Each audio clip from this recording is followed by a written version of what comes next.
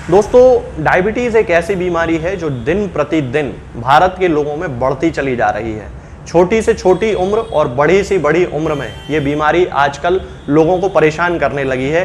पहले जिस बीमारी को 50-55 वर्ष से ऊपर की बीमारी समझा जाता था, आजकल 25-30 वर्ष के युवाओं में भी डायबिटीज़ के जो सिम्टम्स हैं वो देखने को मिलने लगे हैं और उनकी डायबिटीज़ की गोलियां चालू हो जाती हैं। तो अब डायबिटीज़ एक ऐसी बीमारी है जिसमें हमारी बॉडी में इंसुलिन जो एक हार्मोन होता है उसका इम्बैलेंस हो जाता है। वो या तो काम करना बंद कर देता है या उसका फॉर्मेशन होना ही बंद हो जाता है। तो इस कंडीशन को डायबिटीज़ कहा जाता है। होम्योपैथी में डायबिटीज़ के लिए बहुत सारी दवाएं उपलब्ध हैं जो कि पेशेंट के सिम्टम्स के आधार पर दी जाती हैं। तो समय समय पर मैं आपको उन दवाओं के बारे में जानकारी देता रहता हूं कि किस सिम्टम के बेसिस पे हमें डायबिटीज़ के किस पेशेंट को कौन सी मेडिसिन देनी चाहिए। आज इस वीडियो में मैं आपसे बात करने वाला हूं एक प्रोडक्ट के बारे में। बहुत सारे लोग हैं जो इस प्रोडक्ट का यूज़ कर रहे हैं इस समय भारत में, और उनके बहुत सारे सवाल हैं। बहुत सारे लोग हैं जो मुझे इस प्रोडक्ट के बारे में कमेंट करते रहते हैं, मुझसे जानकारी लेना चाहते हैं। तो मैं आज इस प्रोडक्ट के बारे में ही इस वीडियो में आपको बताने वाला हूं, और वो प्रोडक्ट है दोस्तों डाइबोनिल। ये SBL कंपनी का एक प्रोडक्ट होता है, डाइबोनिल टैबलेट के नाम से आता है। ये डाइबोनिल ये डायबिटीज़ के लिए यूज़ की जाती हैं ये टैबलेट्स, और बहुत सारे लोग हैं जो इसका यूज़ कर रहे हैं वर्तमान समय में। तो बहुत सारे लोग ये जानना चाहते हैं कि ये कैसी टैबलेट है, इसका क्या उपयोग है, इसके कितने रिजल्ट हैं। तो वो सारे लोग इस बारे में जानकारी लेना चाहते हैं। तो आज इस वीडियो में मैं आपको इसके बारे में पूरी जानकारी देने वाला हूँ। चलिए दोस्तों शुरू करते हैं। सबसे पहले मैं आपको बता देता हूँ कि ये डाइबोनिल है, टैबलेट के फॉर्म में आता है। इस तरह की ये टैबलेट्स रहती हैं। मैं आपको बता देता हूँ, ये टैबलेट्स हैं। ये टैबलेट्स होती हैं जो कि होम्योपैथी में यूज़ की जाती हैं। इस तरह की इसे डाइबोनिल टैबलेट कहा जाता है। तो ये जो टैबलेट्स होती हैं, सबसे पहले हम इनका कंपोजिशन जान लेते हैं कि आखिर इनमें मिला क्या हुआ है। इसमें मिली हुआ है क्रिटिगस ऑक्सीकैंथा 3x पोटेंसी में, क्यूप्रम आर्सेनिकोसम 6x पोटेंसी में, एसिड फॉस 3x में, साइजीजियम जम्बोलेनम 3x में, सेफेलेंड्रा इंडिका 3x में, जिम्नेमा सिल्वेस्टर 3x में, और यूरेनियम नाइट्रिकम 3x में। ओवरऑल ये जो कंपोजिशन है ये बहुत अच्छा कंपोजिशन है। होम्योपैथी की लगभग सारी दवाएं जो कि डायबिटीज़ के पेशेंट में जनरली यूज़ की जाती हैं वो सारी दवाएं इसमें मिली हुई हैं। इसके अलावा और भी बहुत सारी दवाएं होती हैं, और ख़ास तौर से वो दवाएं होती हैं जो कि पेशेंट की कॉन्स्टिट्यूशन के बेसिस पे दी जाती हैं। लेकिन इसमें जो कॉम्बिनेशन है वो जनरल मेडिसिन जितनी भी हैं, चाहे यूरेनियम नाइट्रिकम हो, चाहे एसिड फॉस हो, चाहे जिम्नेमा सिल्वेस्टर हो, चाहे सेफेलेंड्रा इंडिका हो, ये सारी दवाएं इस प्रोडक्ट में 3x और 6x पोटेंसी में यूज़ की गई हैं। यदि हम इसके इंडिकेशंस की बात करते हैं तो इसमें इंडिकेशंस में लिखा हुआ है कि इंक्रीज्ड फ्रीक्वेंसी ऑफ यूरिन, यानी कि वो लोग जिनको डायबिटीज़ के कारण बार बार पेशाब जाने की ज़रूरत पड़ती है। इंक्रीज्ड थर्स्ट, जिनको बहुत ज़्यादा प्यास लगती है। हाइपरग्लाइसीमिया, जिनके ब्लड में शुगर का जो लेवल है वो इंक्रीज्ड हो जाता है, बढ़ जाता है। वीकनेस, यानी कि कमजोरी आ जाती है। और क्रैम्प्स, यानी कि मरोड़ पड़ने लगती है हाथों में, पैरों की पिंडलियों में। ये डायबिटीज़ के खास सिम्टम होते हैं। तो यदि आपने इंडिकेशंस पे ध्यान दिया हो दोस्तों, तो ये जो इंडिकेशंस हैं ये डायबिटीज़ इंसिपिडस और डायबिटीज़ मेलाइटस दोनों को कवर करते हैं।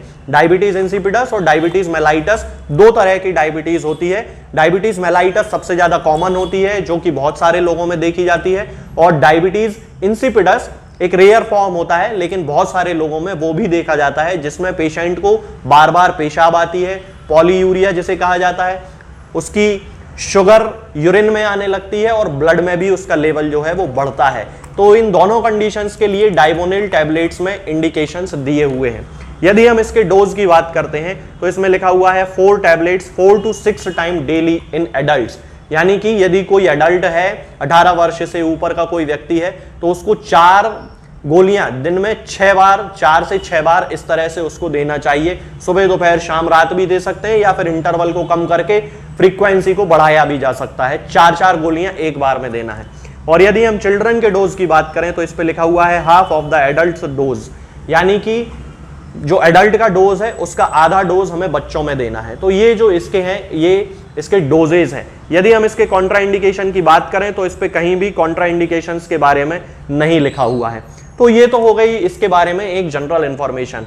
अब यदि हम इसके प्रोडक्ट्स की बात करते हैं कि इसमें जो इनके इंग्रेडिएंट्स हैं, यदि हम इंग्रेडिएंट्स की, इसके कंपोजिशन की बात करते हैं तो एसिड फॉस पे मैं ऑलरेडी एक वीडियो बना चुका हूं, बहुत अच्छी मेडिसिन है, ना केवल डायबिटीज के लिए बल्कि पेशेंट्स के और दूसरे सिम्टम्स के लिए भी इसका बहुत ज्यादा यूज किया जाता है। क्यूप्रम आर्स डायबिटीज के केसेस में लगभग एक स्पेसिफिक मेडिसिन का काम करती है। क्रिटिकस ऑक्सीकैंथा ना केवल ये डायबिटीज में हेल्प करती है बल्कि हार्ट के लिए यानी कि दिल की संबंधित जो बीमारियां हैं, दिल की जो समस्याएं हैं, उनके लिए बहुत अच्छी मेडिसिन है। एक हार्ट के टॉनिक के रूप में ये काम करती है। इसके अलावा साइजीजियम जम्बोलेनम, मैं इस पे वीडियो बना चुका हूं। जामुन की गुठली से बनने वाली ये दवा होती है साइजीजियम जम्बोलेनम, मैंने इस पे ऑलरेडी एक वीडियो बनाया है। बहुत अच्छी मेडिसिन है होम्योपैथी में डायबिटीज को कंट्रोल करने के लिए। सेफेलेंड्रा इंडिका ये भी एक बहुत अच्छी मेडिसिन है और जिम्नेमा सिल्वेस्टर ये भी एक बहुत अच्छी मेडिसिन है। तो सेफेलेंड्रा और जिम्नेमा सिल्वेस्टर इनका कॉम्बिनेशन मैंने अपने एक वीडियो में बताया है डायबिटीज को कंट्रोल करने के लिए। तो यदि पर्टिकुलर हम इन मेडिसिन की बात करते हैं दोस्तों, तो ये दवाएं बहुत अच्छी हैं, अपने आप में बहुत अच्छे रिजल्ट देती हैं, ना केवल एक कंपोजिशन के रूप में बल्कि सिंगल मेडिसिन के रूप में भी यदि देखें तो इन मेडिसिन के बहुत अच्छे रिजल्ट देखने को मिलते हैं। अब यदि दोस्तों हम बात करते हैं कि क्या डायबोनिल टैबलेट वास्तव में काम करती है, तो इसके बारे में जो राय है, जो ओपिनियन है लोगों की, वो 50-50% है। 50% लोगों में, ये मेरा भी क्लिनिकल एक्सपीरियंस है कि 50% लोगों में डायबोनिल टैबलेट बेशक बहुत अच्छा काम करती है, शुगर के लेवल को लो करने में उनकी हेल्प तो करती है, लेकिन वो उस कंडीशन में जबकि इसे एक जनरल मेडिसिन के रूप में यूज किया जाता है और उसके साथ उसकी कोई पेशेंट की कॉन्स्टिट्यूशनल मेडिसिन चल रही होती है। कॉन्स्टिट्यूशनल मेडिसिन का मतलब है कि वो मेडिसिन जो पेशेंट के सिम्टम्स से मैच करके एक होम्योपैथिक फिजिशियन अपने पेशेंट को देता है, तब उन दोनों के साथ में उपयोग से यानी कि कॉन्स्टिट्यूशनल मेडिसिन भी और डायबोनिल भी, तो पेशेंट को एक जनरल मेडिसिन के रूप में डायबोनिल टैबलेट बहुत ज्यादा हेल्प करती है।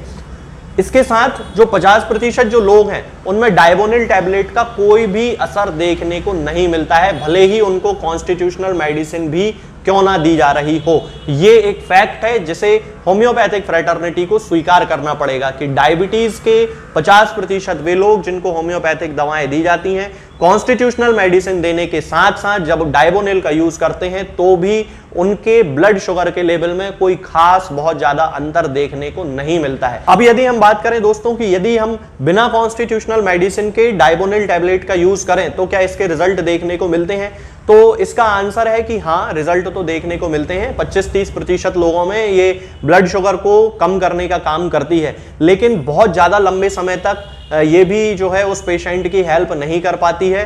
और एकदम से यदि हम ये चाहें कि वो पेशेंट केवल डायबोनिल टैबलेट का यूज करके ठीक हो जाए, तो मुझे नहीं लगता कि उसको इसमें बहुत ज़्यादा सफलता मिलने वाली है, क्योंकि जैसा कि मैं प्रोडक्ट्स के बारे में हमेशा कहता हूं कि ये जनरल प्रोडक्ट्स होते हैं, आप इनका यूज कर सकते हैं, कोई साइड इफेक्ट नहीं है, बल्कि ये आपको फायदा ही पहुंचाएंगे कुछ हद तक। लेकिन अगर कोई व्यक्ति ये चाहे कि 100 लोग उनको यूज करें तो 100 में से केवल 25-30% लोगों को फायदा देखने को मिलता है और 70-75 जो प्रतिशत लोग होते हैं उनमें से कोई खास अंतर इस प्रोडक्ट्स के या इन तरह के जो प्रोडक्ट्स आते हैं उनके देखने को नहीं मिलते हैं। तो दोस्तों यही डायबोनिल टैबलेट होती है जिसको बहुत सारे लोग यूज करते हैं, बहुत सारे लोगों को इसके रिजल्ट मिलते हैं और कई लोगों को रिजल्ट नहीं भी मिलते हैं। ये एक जनरल कॉम्बिनेशंस होते हैं जो होम्योपैथिक दवाओं के बनाए जाते हैं, जरूरी नहीं है कि हर पेशेंट पे ही इसका असर देखने को मिले, तो आप एक जनरल मेडिसिन के रूप में इसका यूज कर सकते हैं। डोजेज मैंने आपको बताई दिए हैं, ये किसी भी होम्योपैथिक मेडिकल स्टोर पे आपको मिल जाएगी, आपके आसपास जहां कहीं भी होम्योपैथिक मेडिकल स्टोर हो, या आप इसे ऑनलाइन भी मंगवा सकते हैं, बहुत सारी ऑनलाइन कंपनियां भी ये ऑर्डर करती हैं, तो आप इसको मंगवा सकते हैं। आज के इस वीडियो में दोस्तों फिलहाल इतना ही। आगे के वीडियोस में हम बात करेंगे कुछ नई बीमारियों के बारे में और उनकी होम्योपैथिक दवाओं के बारे में। तब तक के लिए जय हिंद, जय भारत। दोस्तों, होम्योपैथिक दवाओं को खाने का सबसे अच्छा तरीका होता है कि हम हमेशा खाली पेट इन दवाओं को खाएं। जिन दवाओं को दिन में केवल एक बार खाना है उन्हें सुबह खाली पेट खा लेना चाहिए, मुंह में अच्छे से कुल्ला करके, गार्गल्स करके मुंह को साफ कर लेना चाहिए और उसके बाद हमें होम्योपैथिक दवाई खा लेना चाहिए। जिन दवाओं को दिन में 2 बार या 3 बार या 4 बार खाना होता है, उन दवाओं को खाली पेट खाने का मतलब होता है कि हम उन दवाओं को खाने के लगभग आधे घंटे पहले या फिर 2 से ढाई घंटे बाद ही खाएं, और उस स्थिति में भी हमारे मुंह में किसी भी वस्तु का, किसी भी चीज का स्वाद नहीं होना चाहिए, ना ही हमारे मुंह में किसी भी चीज की गंध होना चाहिए। जिससे कि ये होम्योपैथिक दवाएं हमारे शरीर पर बहुत अच्छे तरीके से काम कर सकती हैं। तो हमें हमेशा ये ध्यान रखना है कि जब भी हम होम्योपैथिक दवा खाएं, हमेशा खाली पेट खाएं और हमारे मुंह में किसी भी चीज का